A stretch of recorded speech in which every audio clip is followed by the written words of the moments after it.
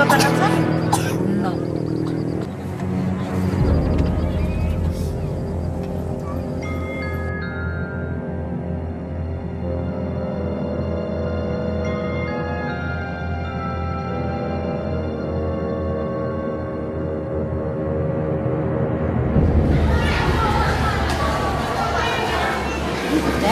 nggak di kemekin.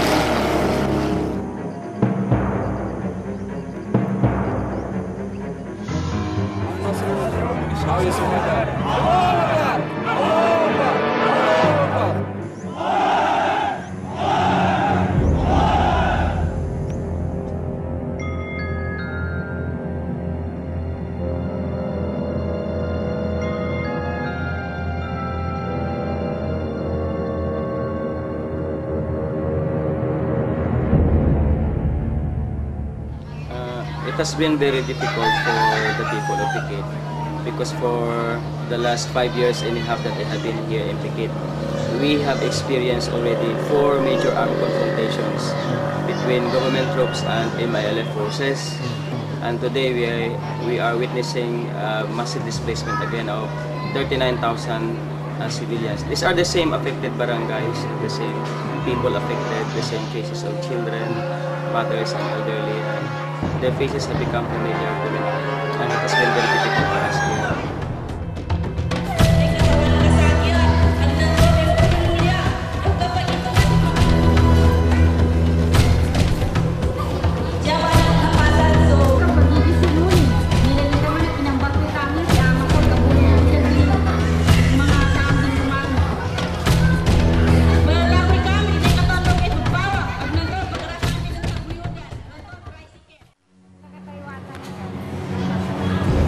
The United Nations Children Fund, or UNICEF, estimated that some 4.5 million Filipino kids were affected or exposed to armed violence from 1980 to year 2000. This earned for the Philippines the distinction of producing the fourth largest number of internally displaced families in Southeast Asia, next to Burma, East Timor, and Indonesia. Presently, there are indications that the country may continue to live up to that distinction. From year 2000 to July 2001, more than 1 million, or 9% of the population of 4 regions in Mindanao, were affected by military offensives against Moro rebels. Around 230,000 civilians are now scattered in 94 evacuation centers since fighting between government troops and Moro rebels resumed last February 2003. More than 60 civilians have already died, most of them in evacuation centers.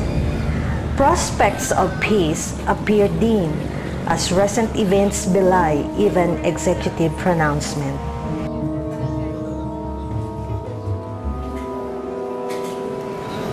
The area is cleared, but we are just being harassed from time to time by some who will enter the area, then leave again after just firing 3 or 4 shots. But we are in control of the area. We will expand the perimeter now. Only 2 days before this, nearly 100 uniformed armed men razed 27 houses to the ground in Barangay Macabwal, in a village less than 2 kilometers from the nearest military detachment. An old man who went to the area to check on his crops was reported missing. The following morning, he was found dead in a shallow grave. His body bore several hacking and bullet wounds.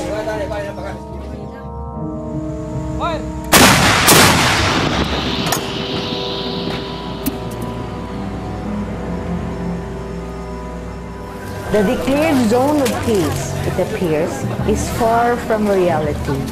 Evacuations continue, with residents largely bearing the wounds of war. They are forced into conditions they weren't used to before. Maya ang pagkaon. Kuan kanang kumplito. Kuan po lang among panginabuhi. Maayo makakita mo maayong panginabuhi. Basta ang pagpangmata, manok.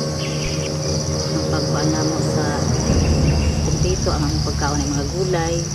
Makakuan mig mga lagotmon, prutas, kanang mga gulay nga kuan sustansya. Filomena and Lucaida are among the 30,000 evacuees in Piquet, North Cotabato. There are 50,000 more in adjacent towns. But Lucaida bore a deeper wound. Her only brother, a village chief, was assassinated allegedly by a government soldier after then-President Joseph Estrada declared an all-out war against Moro rebels in year 2000. Tapos pagkatapos man nung nangyari sa amin, yung pinatay pa lahat ng gamit namin, kinuha ng sundalo. Sino pang hindi magkatatrauma yan? 2 years good kami sa Bakwitan, hindi kami nag-uwi. In the midst of this human tragedy, the affected civilians have demonstrated tremendous amount of resiliency. Non-government organizations came to assist in coping with the situation, mitigate suffering, and to rise above their ordeal. In terms of the long-term effects of war on children, Balay is doing a lot on this, and they go to different evacuation centers and conduct psychosocial activities with children in terms of play therapies, telling stories. They also conduct supplemental feeding. Not only to the children in some areas, they also feed the adult. Because as you know, the longer the children stay in the evacuation centers, their health deteriorates. Balay has been here for over a year now, and they have assisted direct victims, especially families and individuals. And then they also assisted us by training local counselor, some para-counselor, something like that. Debriefers.